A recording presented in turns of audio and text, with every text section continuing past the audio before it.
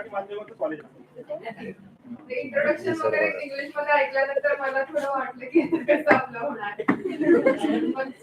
सुरुवातीला हे केलं आणि कारण झालं की आजही येणं शक्य होणार नव्हतं अचानक. काल आम्हाला रात्री IPLचा मॅचचा बंदोबस्त होता आणि सकाळी आमच्या 11 वाजता क्राईम मीटिंग होती नेमकी. मी योगायोगाने आमच्या सिटी सर्व्हिसचे आले होते आणि त्यांना विचारायला गेले की सर मला उद्या असं 11:30 ते 12:15 कॉन्फरन्स साठी जायचंय, तर आपली क्राईम मीटिंग आहे तर मला थोडी परवानगी द्या. सर म्हणाले आपण क्राईम मीटिंगच 2 वाजता ठेवूया. म्हणून मग ते माझ्यासाठी थोडं म्हणजे टायमिंग पण पुढे गेल्यामुळे मला आज या ठिकाणी येऊन तुमच्याशी छान संवाद साधता येईल. मला जो विषय दिलेला आहे त्यामध्ये stress management during Covid pandemic असा विषय सांगितला होता. आपण सर्वच जण गेल्या 2 वर्षापासून कोविडच्या सावटाखाली किंवा भीतीच्या छायेखाली आपण सगळेजण राहत आहोत. कोविडची पहिली लाट आली त्यावेळी मी कोल्हापूर शहर DYSP म्हणून काम पाहत होते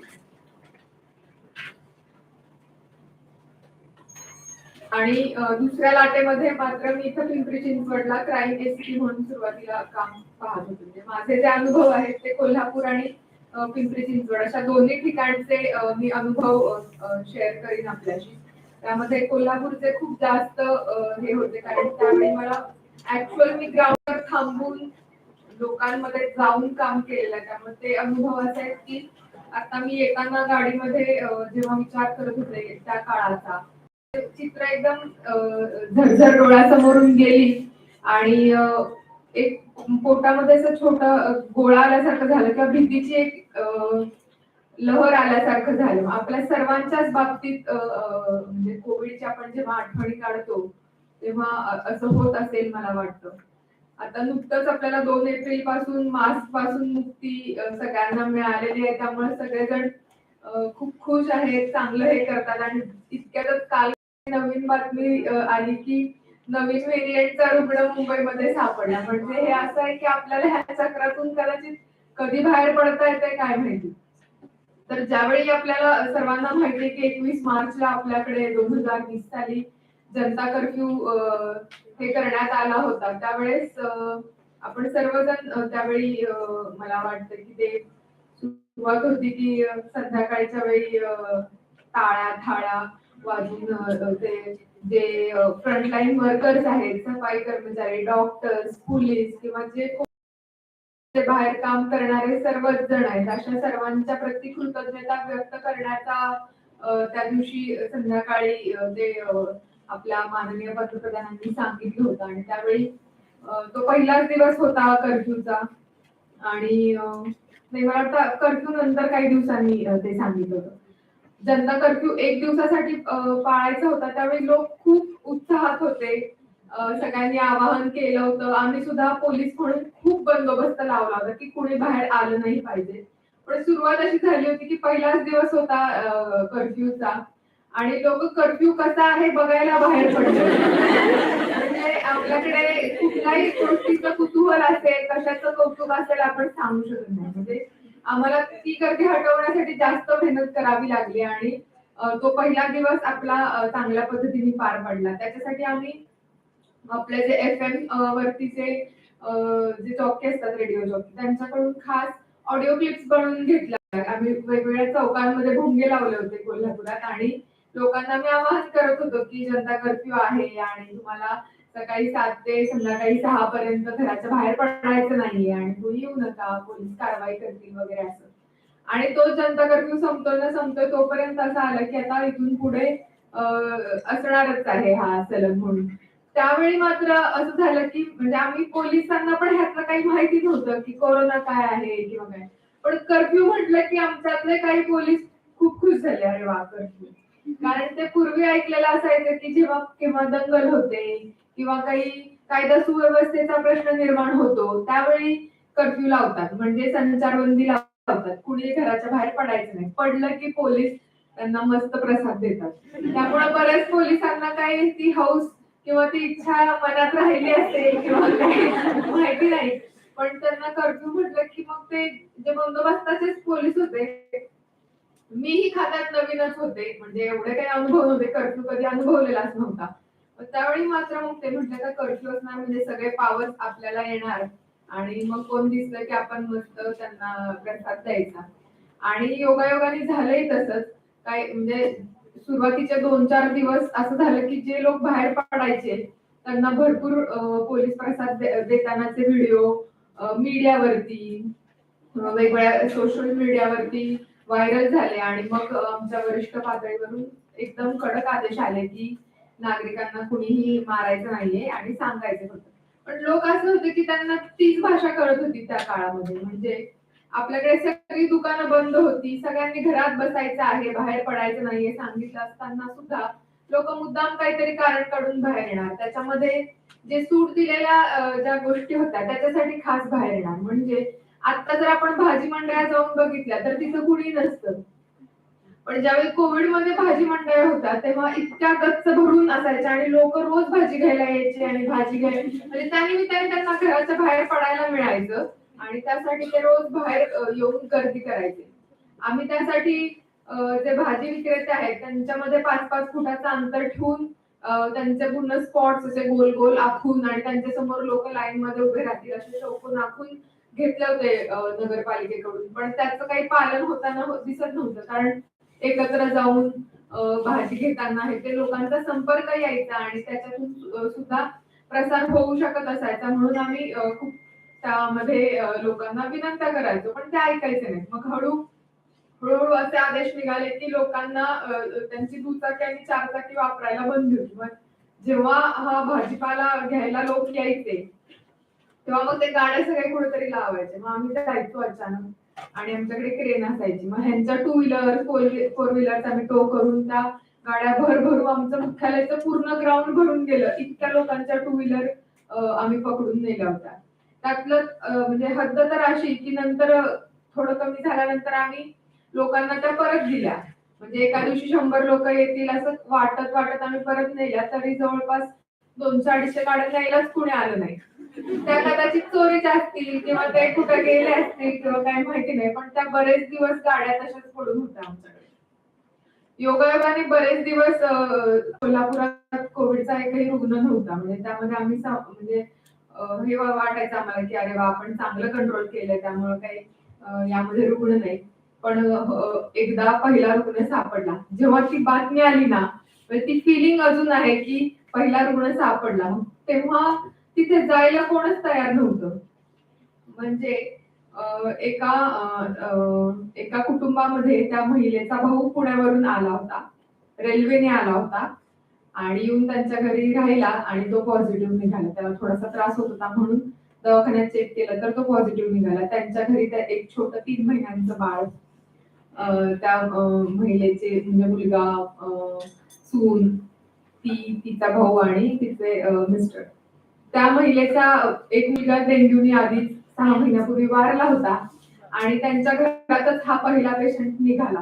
त्यामध्ये लोकांना सुरुवातीच्या काळात खूप भीती होती आणि काय म्हणजे त्या भागामध्ये जर म्हणजे एक घर होतं त्याच्यामध्ये सापडला तर आम्ही 3 किलोमीटरचा एरिया पूर्ण त्याला बांबूनी बॅरिकेटिंग करून घेतलं होतं आणि त्या घराकडे जाणारे जे रस्ते होते ते सगळ्या रस्त्यांवर पोलीस आम्ही लावून तिथे कुणी जाणार नाही, येणार नाही. त्या घराचं पूर्ण स्प्रे सोडियम हायपोक्लोराइडनी सगळं डिसइन्फेक्शन करून घेतलं होतं. पण त्यातही असं होतं की लोकांना कुतूहल त्यांचं घर कसं आहे बघू काय म्हणजे कळत नाही म्हणजे कशाचं आपल्याकडे हे असं मग ते घर बघायला चला म्हणून पण कुठलं लोक यायचे. आणि जेव्हा तो पहिला रुग्ण सापडला होता तर तो ऑलरेडी हॉस्पिटलमध्ये होता पण त्यांची फॅमिली घरातच होती.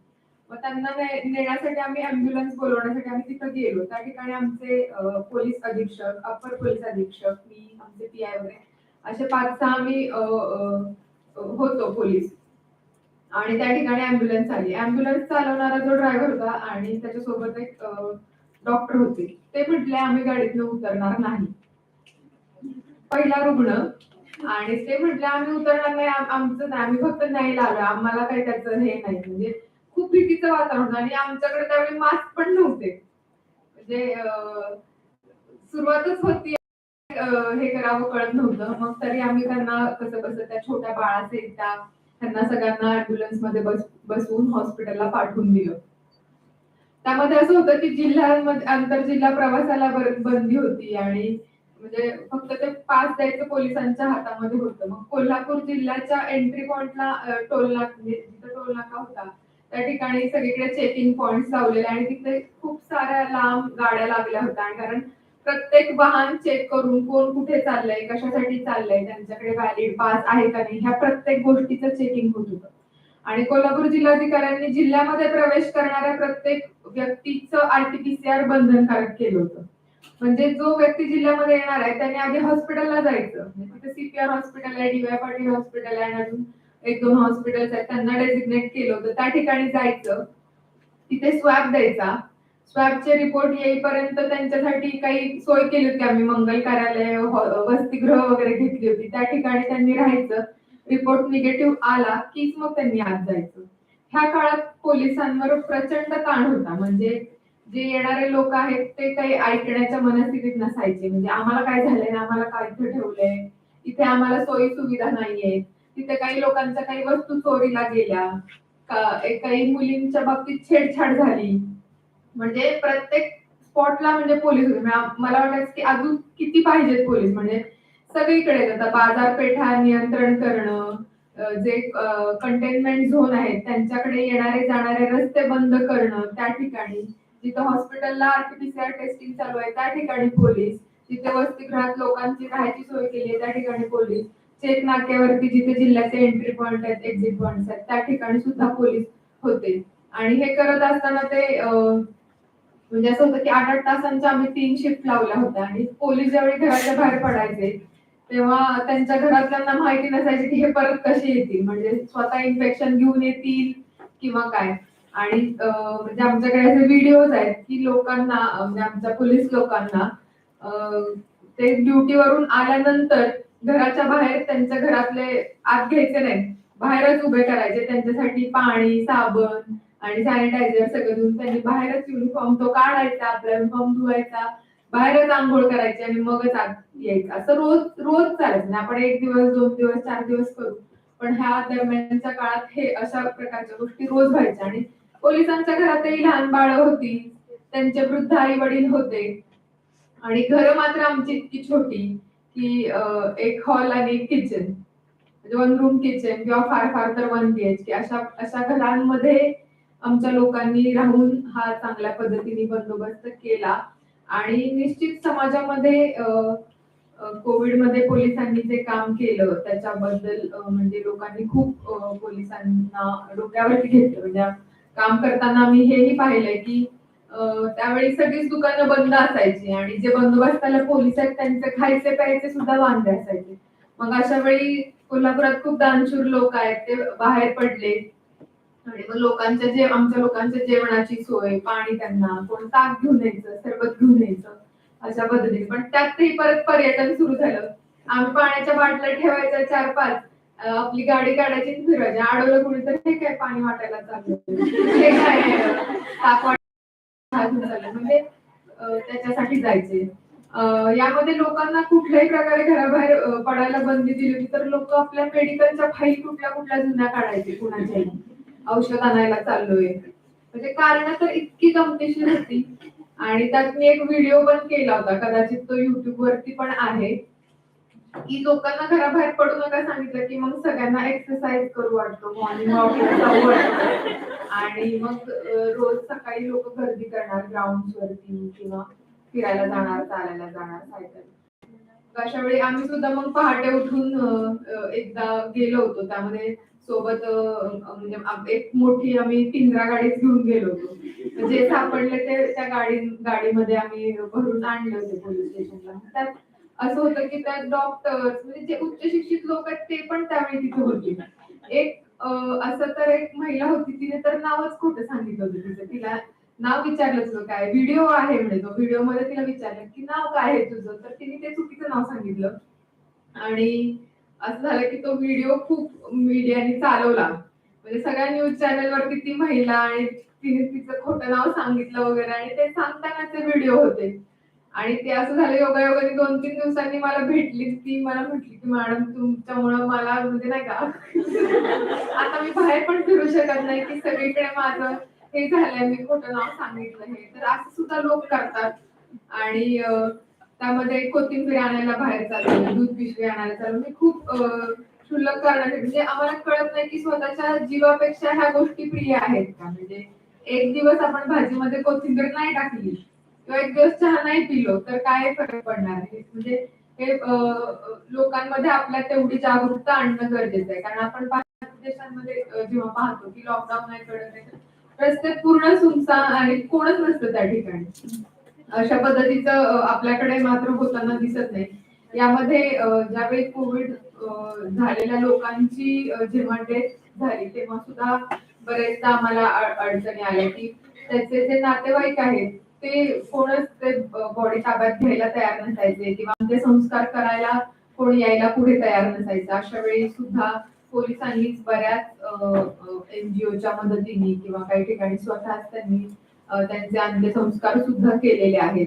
यामध्ये ज्या ठिकाणी एमआयडीसी एरिया आहेत, म्हणजे इथं आपल्याकडे चाकण वगैरे सुद्धा एरिया आणि कोल्हापुरात पण शिरोली एमआयडीसी वगैरे मोठ्या एमआयडीसी आहेत. त्या ठिकाणी बरेच परप्रांतीय मजूर सुद्धा आहेत. जेव्हा लॉकडाऊन लागला तेव्हा सगळ्यांनाच त्यांना आपापल्या घरी जायची खूप घाई झाली होती. आणि ते सुद्धा असे मोर्चे वगैरे काढत होते. म्हणजे आमचा उद्देश आम्ही सगळ्यांना कळकळीने सांगत होतो, की तुम्ही मास्क लावा, सोशल डिस्टन्सिंग पाळा आणि हे न करता लोकांनी एकत्र जमून आम्हाला आमच्या घरी जायचंय, जाऊ द्या वगैरे अशा पद्धतीने आमच्यावरती दबाव आणण्याचा खूप सुद्धा प्रयत्न झाले. मग त्यामध्ये त्यांना खूप समजावून आम्ही कसं-कसं कारण ट्रेन्स पण नव्हत्या. मग ते ठिकठिकाणी जाणाऱ्या ट्रेन्स, त्यांचे तिकीट्स त्यांचं व्हेरिफिकेशन करूनच मग त्यांना मिळणार होतं आणि ट्रेनमध्ये सुद्धा सोशल डिस्टन्सिंगचं पालन होणार होतं. म्हणजे कुणी उठलंय, गर्दी भरली आहे ट्रेनमध्ये आणि गेलेत ते असं नव्हतं. मग त्या दरम्यान त्यांना मंगल कार्यालयांमध्ये राहण्याची सोय आम्ही केली. त्यांचं जेवण, पाणी ते सुद्धा पोलिसांकडून बघितलं गेलं आणि नंतर मग त्यांचे जसे नंबर आहेत, त्यांना पुन्हा चेक करून ट्रेनमधून सुद्धा आम्ही पोहोचवलो. तेव्हा सुद्धा त्या ठिकाणी आम्हाला खूप बंदोबस्त लागायचा. कारण ट्रेन असायची एक, त्या ठिकाणी 1000 किंवा 1100 लोकांना जायला त्याच्यातून संधी असायची. पण त्या ठिकाणी 5000, 10,000 लोक यायचे. मग ते न आले म्हणजे ज्यांचे तिकीट्स नाहीयेत किंवा नाहीये त्यांना परत माघारी पाठवून देणं खूप जिकिरीचं काम असायचं आम्हाला. कारण ते खूप रडायचे, सांगायचे आम्हाला जायचंय, आम्हाला इथं खायला काही नाहीये, आम्हाला आमच्या घरी जाऊ द्या, आम्हाला मरू द्या पण आम्हाला आमच्या घरी जायचंय. काय होईल ते होईल.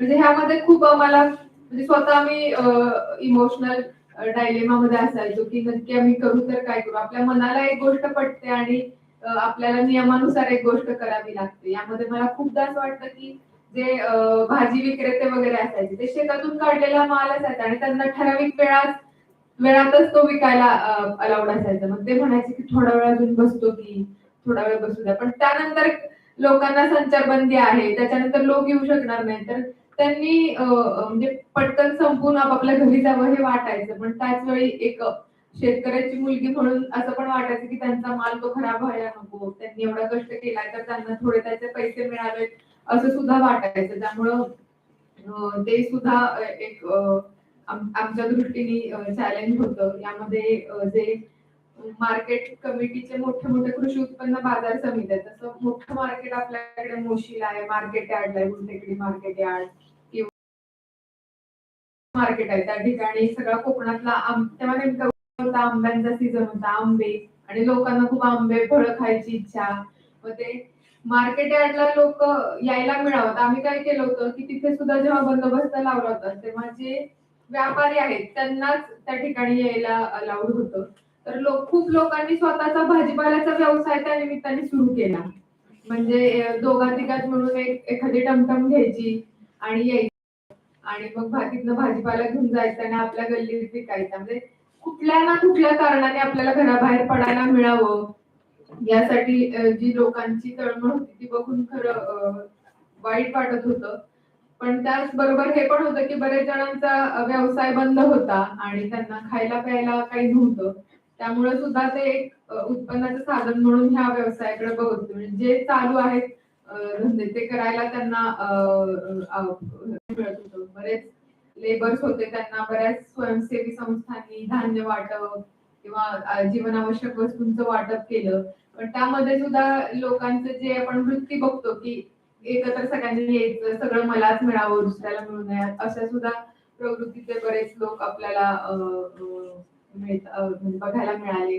कोविड म्हणजे असा एक काळ होता की आपल्याला म्हणजे प्रत्येकाच्या घरातलं कोण ना कोणतरी एक व्यक्ती ह्याच्यातून गेलेला आहे. म्हणजे मला वाटतं की ते सगळ्यांनाच ते मान्य असेल की आपल्या परिचयाचा एक तरी व्यक्ती या पॅन्डेमिक मध्ये आपल्यातून गेलेला आहे. तर हा असा खूप आपल्या सर्वांच्या मनावर आघात करणारा जो काळ होता तो आता सरतोय. म्हणजे दुसऱ्या लाटेत तर खूप भयानक अवस्था झाली होती. आपण सगळ्यांनी बघितलं की हॉस्पिटल्स मिळत नव्हते, बेड्स मिळत नव्हते आणि म्हणजे दिवसभरात कोणाचाही फोन यायचा म्हणजे आपल्या ओळखीत तर मनात एक भीती असायची की ह्यांना कोणाला बेड लागायला लागू नये किंवा म्हणजे असे 10-5 तरी फोन व्हायचे की इकडे हॉस्पिटल आहे का, इथं मिळते का, बेड मिळते का. रेमडेसिवीरची जेव्हा कमतरता होती त्याचा काळा बाजार लोकांनी केला, जास्त पैशांनी ते विकणं किंवा जेव्हा जिल्हाबंदी होती, लोकांना एका जिल्ह्यातून दुसऱ्या जिल्ह्यात जायला अलाउड नव्हतं, त्यावेळी लोक अँब्युलन्स मध्ये बसून अँब्युलन्सचे जे चालक होते त्यांनी प्रवासी वाहतूक सुरू केली होती. मुंबईवरून समजा सातारला यायचंय तर 5,000-10,000 रुपये देऊन सुद्धा लोक आलेले आहेत अँब्युलन्स मध्ये लपून. किंवा आम्ही कोल्हापुरात एक पकडले होते, 9 जण दुधाच्या टँकर मध्ये बसून आले होते. म्हणजे टँकर मध्ये आत बसून चालले होते आणि तो टँकर आम्ही अडवला होता. म्हणजे ह्याच्यामध्ये लोकांना हे रिस्क कळत नाही की गुदमरून त्यांचा कदाचित मृत्यू होऊ शकतो किंवा इतक्या जवळ 9 जण आले त्यातला एखादा जण पॉझिटिव्ह असेल तर उरलेले सगळेच पॉझिटिव्ह होणार. त्यावेळी लोकांना आपण कुठेही असलो तर आपल्याला घरी जायची जी ओढ होती सगळ्यांना, तर त्याच्यातून सुद्धा हे प्रकार घडत होते. परंतु जर भविष्यात असं जर आपल्याला कधी परत एक जर म्हणजे येऊ नये, पण जर कधी अशा प्रकारच्या ह्याला परत सामोरं जावं लागलं तर त्यावेळी लोकांनी हे भान ठेवणं गरजेचं आहे की आपल्या जीवापेक्षा काही महत्वाचं नाहीये. पैसा असेल किंवा इतर कुठल्याही भौतिक वस्तू असतील तर त्या काही आपण गेल्या तर परत कमावू शकतो, पण एकदा जीव गेल्यानंतर आपण परत त्याच्याविषयी काहीच करू शकत नाही. जर म्हणजे हे सुद्धा सगळ्यांनी लक्षात ठेवणं आवश्यक आहे मला वाटतं. ह्या कोविडच्या काळामध्ये पोलिसांनी जे काम केलं त्याच्याबद्दल खूप जणांना कोविड योद्धा पुरस्कार आणि अशा म्हणजे ते पण एक पीक आलं होतं मध्ये, सगळ्यांनी संस्थांनी उठायचं की अरे तुम्ही चांगलं काम केलं, आमच्याकडून तुम्हाला कोविड योद्धा पुरस्कार. तर असे खूप सारे पुरस्कार खूप साऱ्या पोलिसांना दिले, त्याबद्दल सर्व पोलीस सुद्धा जनतेचे ऋणी आहेत. परंतु लोकांनी थोडं समाजभान बाळगून वागावं. अशा म्हणजे रोज उठून पोलीस तुम्हाला अडवत नाहीत किंवा विचारत नाहीत की तुम्ही काय बाहेर फिरताय, पण ज्या काळात रेस्ट्रिक्शन्स होते त्यावेळी आपण त्या नियमांचं पालन करणं गरजेचं होतं. कारण जेव्हा बिना मास्कच्या केसेस करतो तेव्हा लोक इतके हुज्जत घालतात, आत्ताच होता खिशात घातलाय, हे काय इथंच आहे, खात होतो काहीतरी, म्हणजे खूप म्हणजे कारण तर इतके असतात की आम्हाला हसायला येते. किंवा लिहून ठेवलं तर त्याच्यावरती काहीतरी मीम्स निघतील किंवा काहीतरी जोक्स त्याच्यावरती होऊ शकतील. पण लॉकडाऊनच्या काळात सर्वांचीच मनस्थिती खूप बिघडलेली होती. म्हणजे पोलीस म्हणून आम्हीच नाही पण डॉक्टर्स असतील, नर्सेस असतील, तर ते तर स्वतः म्हणजे प्रत्यक्ष पेशंटच्या संपर्कात येऊन काम करत होते आणि त्यांनी सगळ्यांनी खूप चांगल्या पद्धतीने सेवा दिली. अर्थात त्यामध्ये काही जणांनी स्वतःचे फायदे सुद्धा बघितले, पण तरीही चांगल्या पद्धतीने सेवा दिली आणि आपण सर्वजण ह्यातून बाहेर पडलो. त्यामुळं एक नवीन आपण म्हणू की आशेचा किरण आहे की मास्क मुक्ती जशी आता आलेली आहे तसा परत तो मास्क आपल्या आयुष्यात परत कधीही न येवो. आणि आपण या ठिकाणी मला इतक्या शांतपणे सगळ्यांनी ऐकून घेतलं त्याबद्दल मी आपण सर्वांचे मनपूर्वक आभार.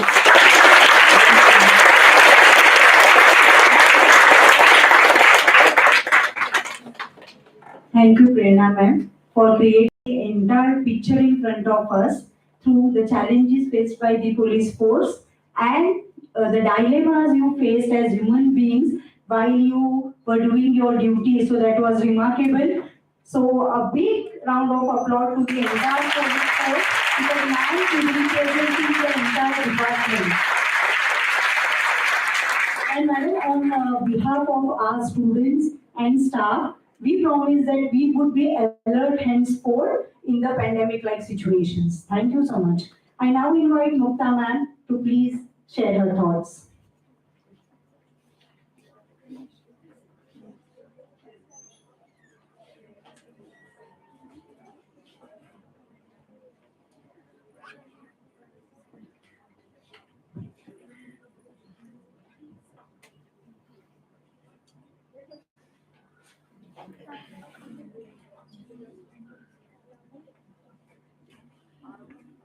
Good afternoon.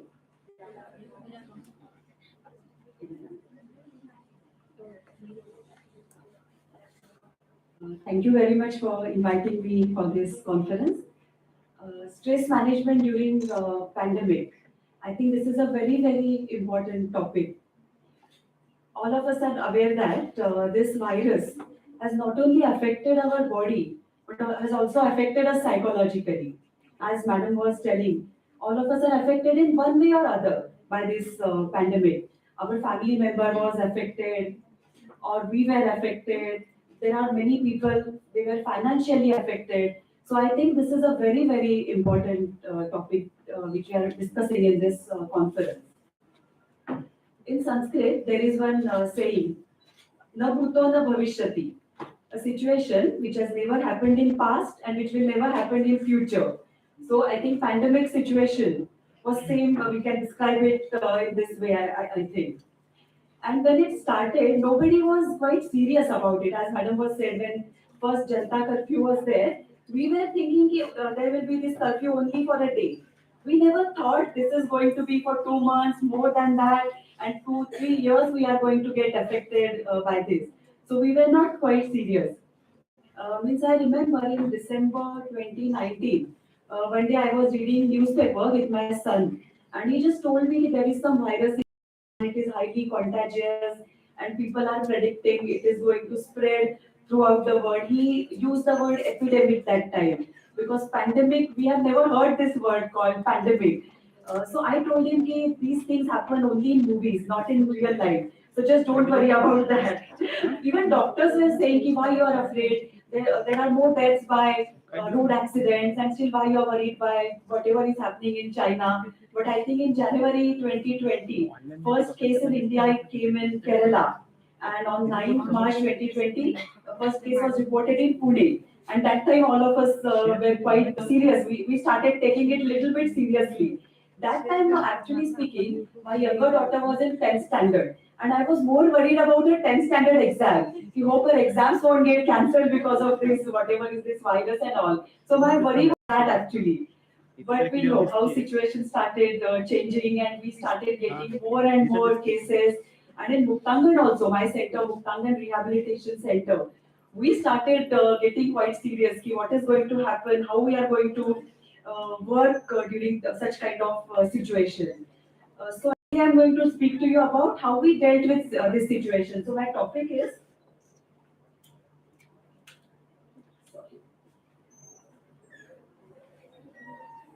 So pandemic and addiction. Okay. So I work in the field of addiction, as it was told in my introduction. So I am going to talk in two parts. First part is I'll be talking to you about what exactly we did in our rehabilitation center. आमच्या व्यसनमुक्ती केंद्रात आम्ही काय केलं ते मी आधी बोलणार आहे. And after that, I will be talking to you about how this problem of addiction, how it changed or how it was affected because of this pandemic situation. So initially, I'll just give you a little bit information about our center. So I think many of you, those who are from Pune, you must have heard this name, na? Muktangan Rehabilitation Center, Vyasan Mukti Kendra. So it was started by my parents on 29th August 1986. So last year we completed 35 years. So my parents, Dr. Anil Outside and Dr. Anita Outside, they started this center. And it was started with the help of financial help of famous Marathi writer, Pula Deshpande. In fact, this name Muktangan was suggested by him. Many people they think I am Mukta, that's why this center is Muktangan, but it's just a coincidence. Pula Deshpande, he suggested this name. So this is how it was started. So very briefly, I'll just tell you what activities we are conducting. Our main activities, Muktangan Center, that is a treatment center for men. We keep them for 30 days. It's a 30 days structured program. We also have an activity for women because now addiction is not only just limited to men. Addiction is increasing among women also. So in 2009 we had to start a separate center for women. So it is called as Nishigarna. We also have outpatient department. There are some people who don't want to get admitted. They want just to come for counseling or medical treatment.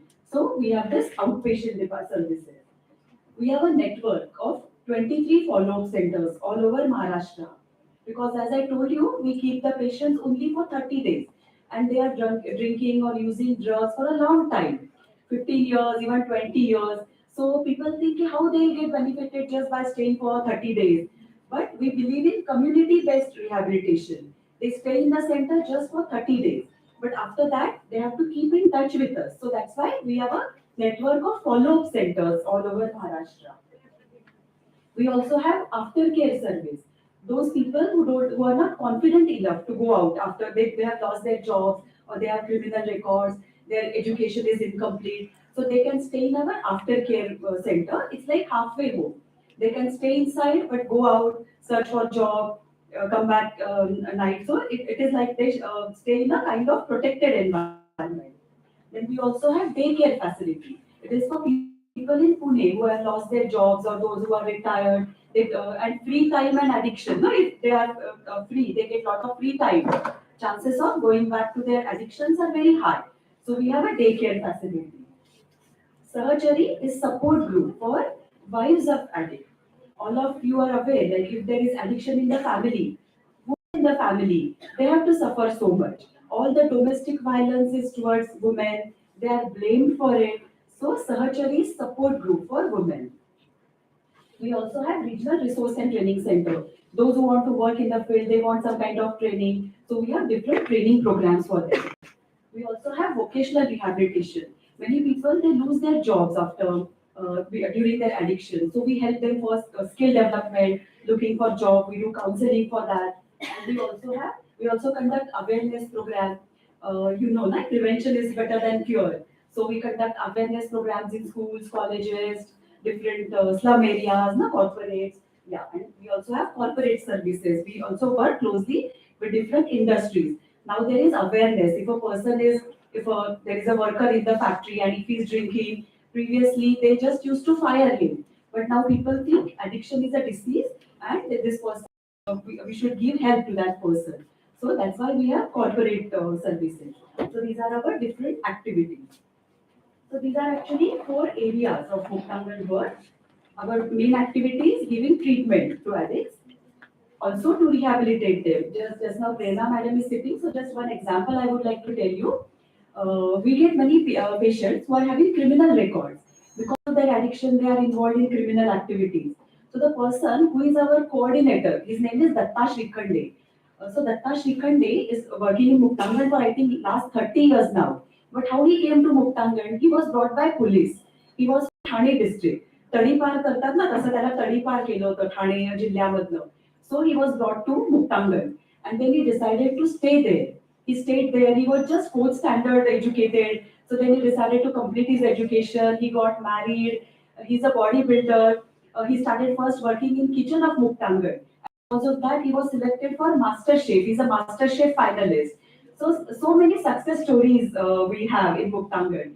So we have to help for rehabilitation of each and every patient. Then as I told you, we conduct awareness programs and we also are involved in giving training. So these are our areas of our work. Then these are the two categories of addiction that we find. Substance addiction, व्यसन जे पदार्थांचं व्यसन असतं, अंमली पदार्थांचं व्यसन. And also this kind of addiction is also becoming common. Behavioral addiction. Can you think about any example for that? वर्तनात्मक व्यसन काही उदाहरण सांगता येईल याचं? Phones, internet. This addiction is also getting very common now. So just few examples of substance addiction: alcohol, nicotine users means tobacco. They think this is a very small kind of addiction, so they don't want to give it up. त्यांना वाटतं खूप छोटंसं व्यसन आहे, So they don't take it seriously, but all of us are aware this is a very serious kind of addiction. It causes cancer. Then drugs, different drugs like brown sugar, you must have heard. Na? Then cannabis, ganja, charas, afu, and also prescription drugs. This is the medicines which are prescribed by the doctors. Many people are they are into sleep, taking sleeping tablets, cough syrup. So this is also a kind of substance addiction. Inhalants, they smell petrol, whitener, and it is very common among street children. So these are various substances. And some examples of behavioral addiction. Internet. So it is called as Internet Addiction Disorder, IAD. Okay. So smartphones. Now we can't think about our life without a smartphone. We feel lost if the phone is not with us. But it is addictive actually. Then screen obsession. People just want to watch something again and again, always. Video games, social media addiction. And if they don't get it, means I have seen, we also have a center which deals with internet addiction disorder. So I have a girl at present, so I was just talking to her about this addiction. So she said whenever she posts something on social media, and if she doesn't get likes immediately, she feels depressed. Or one example, she told me one day she was studying for an exam and she on Insta she saw photos of her friend. They were enjoying at the beach at Goa, and she felt so bad. Okay, I'm studying here and see my friends are enjoying. So she felt depressed. So now we are getting lots of cases who are addicted to social media or this internet addiction disorder, especially after pandemic. It is getting very common. Then online shopping. People, whenever they see any ad, they don't think, yeah, do I need this product? There is sale, 50% discount. So without thinking, they just buy that. And of course, gambling. There is online gambling or physical gambling. So gambling addiction is also very common in our country. So these are different types of behavioral addictions. Okay. That was the first part of my speech. This was our center. Now, how Buktangan, we were affected because of this pandemic and how we dealt with it. That I would like to talk to you. So, what were the challenges that we experienced during pandemic? So, first kind of challenges organization. Buktangan as organization. आमच्या संस्थेला काय challenges आधी होते तर ते मी तुम्हाला आधी सांगते. Our patients, they stay in dormitory. We don't give special rooms for them. Muktangan treatment program is based on Gandhian principles, like Gandhian, this Panchasutri, Gandhian ashram. So we don't keep them in separate rooms or we don't give them very different kind of facilities. So they have to stay together. ते जेव्हा एकत्र राहतात तेव्हा त्यांचं sharing चांगलं होतं एकमेकांपासून ते चांगल्या गोष्टी शिकतात. That's why we keep them together in the dormitory. So during pandemic, this was the biggest challenge because social distancing was impossible. It was not possible for us to keep them separately because our infrastructure is not like that. All our rooms are very big. They are dormitories. So this was the biggest challenge. High-risk behavior of our patients. Our patients, alcoholic, drug addicts, they don't wear masks, they don't follow social distancing. As Madam was saying, whenever there is curfew, they are the first one to go and see how curfew is maintained, or they are always in search of whether alcohol shop is open, whether it is possible to get my drug. So they are involved in high-risk behavior. So we were about to admit the patient that time who are involved in high-risk behavior, and there was possibility they are positive. Their immunity is compromised. We always keep on hearing this word, the immunity, apni pratikar shakti. This word was very important during that time. If our immunity is good, chances of getting infected are low. Okay, so that immunity of our patients, it is compromised. You know how their body is affected by their drug use or alcohol use. So this was also a challenge. That time, in March 2020, April 2020, testing was not easily available as it is now. That time, lockdown was declared, only government labs testing was available. And that also we had to give any valid reason. This person is having these kind of symptoms, and that's why we are sending this. And we are getting report after 2-3 days. Now all of you must be aware. RT-PCR, if we give the sample in 2-3 hours, also we get report of RT-PCR and antigen test rapid. That is also now available. But that time testing was not available. Otherwise, our plan was that time, we'll test each and every patient, and those who are negative, we'll admit them. But it was not possible that time. Lack of knowledge. So there was a lot of confusion. We did not know what is happening. Some people were telling it is airborne, some was telling it is, people were telling no, just by it is touch sensitive. So different kind of